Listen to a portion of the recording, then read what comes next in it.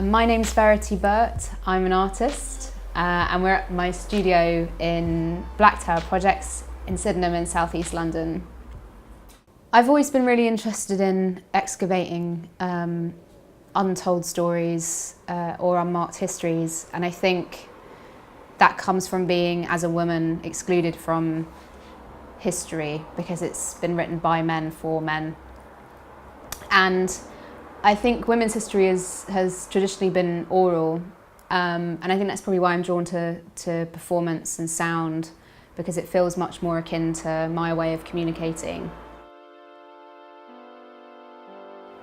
I think a lot of women at the moment currently are quite sort of drawn to feminism because of the Me Too campaign and the Time's Up campaign, and just a realisation of the inequality that's around us. And I think that's really important, and I think making work about that sort of taps into current feminist ideas and thinking is quite exciting. A lot of the installations are very immersive, so they're kind of like their own little worlds that you go into and explore that offer something different to your everyday situation. I think that form of escapism can be quite productive, especially at the moment when there's a lot of hopelessness, I think, in our politics. I think it's interesting to create, through like science fiction or mythology, create new worlds of possibility and potential that give hope. I think that's what art is for, actually. Well, to me, I think it's about giving hope to people and to inspire change, and to provide an opportunity for people to think about the world in a slightly different way. My most recent project was called Deformation Attends Her, which was a research project into the prehistoric sites in Northumberland.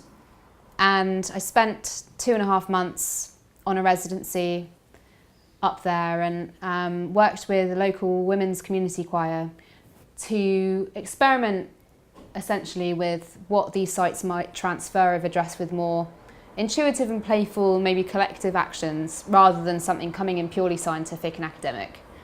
I did some workshops where we explored some vocal improvisations and movement improvisations, and one of the recordings in the exhibition was from an improvisation where we all lay on a prehistoric carved channel which was over 5,000 years old, and we passed sound up and down the channel. And another work that was involved in that project were working with a contemporary dancer, Alice North, who used the carvings in the stones as a choreographic score. So I filmed her performing on one of these stones, where she worked with the architecture of that space to do an improvisation. So that's in a film that I made, where I've also collaged archaeological 3D scans of the sites as well.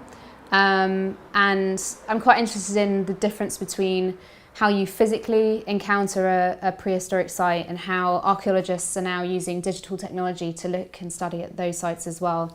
So in my videos I often combine digital imagery with filmed imagery. Another work in the show is a large ceramic installation, which was an attempt to recreate in part the prehistoric channel in which the voice recording was made. And I was quite keen to actually just use my muscle memory and my fingers to kind of work the clay to create parts of the channel, and not recreate it essentially just visually. So I wanted to remember the feeling of the channel, how it felt, and let my fingers just work the clay into those shapes. And then I recreated that as a museum-like display in the space. So my next project is looking a bit further into the concept of zoomorphisms. That means humans transforming into other beings, often animals. I think zoomorphism interests me because it provides an opportunity for transformation, but one which reunites us with our animistic qualities and behaviours. And I think it's important to remind ourselves that we are in fact animal and that we depend on this planet and can't carry on exploiting and damaging the environment. So my next project looks into this a bit further, and I'm experimenting with digitally printing zoomorphic artefacts onto chiffon, which will then be made into costumes for dancers. And that's a new territory for me, so I'm excited to see where that takes me.